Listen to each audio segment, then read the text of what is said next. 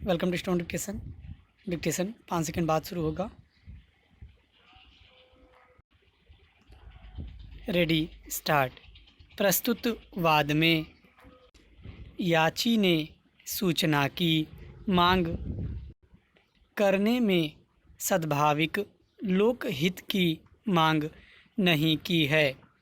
उस सूचना का प्रकटीकरण करने से आरटीआई अधिनियम की धारा 8(1) के अधीन उस व्यक्ति की गोपनीयता पर अनावश्यक प्रहार कारित होगा।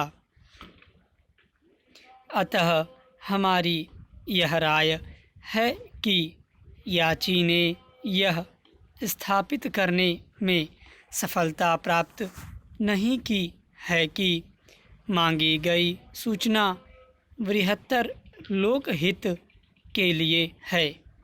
वह तथ्य होने के कारण हम इस विशेष अनुमति याचिका को ग्रहण करने के इच्छुक नहीं हैं, इसलिए इसे खारिज किया जाता है।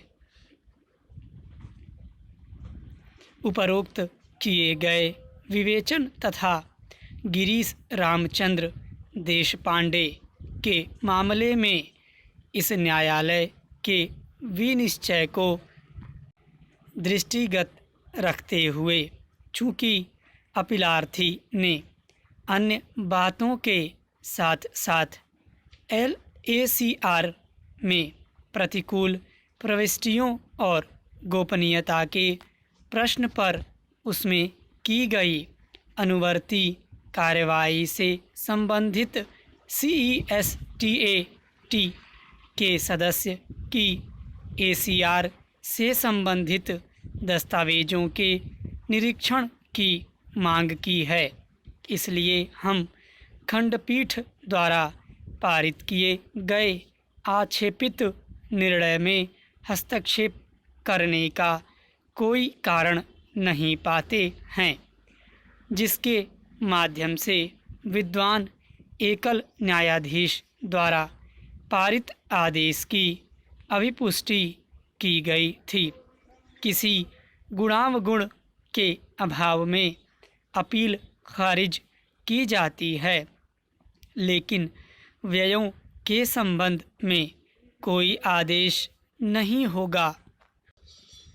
लिखित कथन में PNB की ओर से यह अधिकथन किया गया है कि उसके द्वारा कभी भी विनिमय पत्र स्वीकार नहीं किया गया था।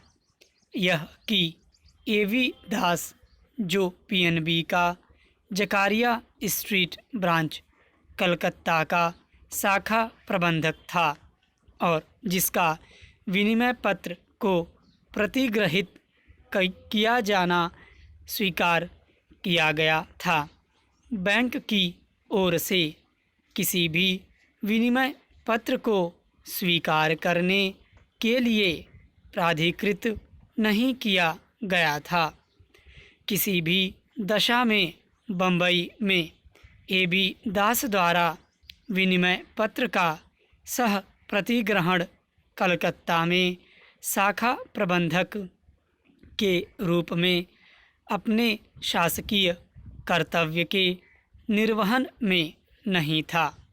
विनिमय पत्र का प्रतिग्रहण जिसका AB दास द्वारा किया जाना दर्शित किया गया था, कपटपूर्ण था और बैंक पर आबद्ध कर नहीं था। लिखित कथन के पैरा 10(च) में यह भी कथन किया गया है कि AB दास को पश्चिम बंगाल जांच ब्यूरो द्वारा संचिता इन्वेस्टमेंट के संबंध में उसके लिप्त होने के लिए गिरफ्तार किया गया था और तत्पश्चात 8 नवंबर 1983 को AB को पुनः CBI द्वारा गिरफ्तार कर लिया गया और AB दास के विरुद्ध विभिन्न अन्वेषण लंबित हैं। स्टॉप।